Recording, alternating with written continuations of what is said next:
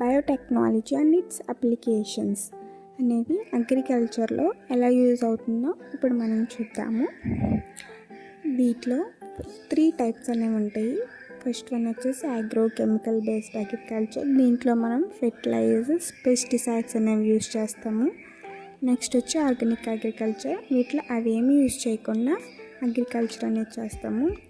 Genetical engineered crop based agriculture మనం ఫర్దర్గా చెప్పుకుంటాం. గ్రీన్ రెవల్యూషన్ అనేది అగ్రోకెమికల్ అగ్రికల్చర్ బేస్ చేసుకుని ఫుడ్ ప్రాసెస్ అనేది ట్రిప్లింగ్ చేయడం జరిగింది. ఎంత ట్రిపుల్ చేసినా మన పాపులేషన్కి సరిపోవట్లేదు.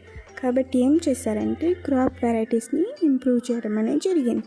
అలాగే బెటర్ మేనేజ్మెంట్ కూడా బై యూజింగ్ అగ్రోకెమికల్స్ యూజ్ చేసుకొని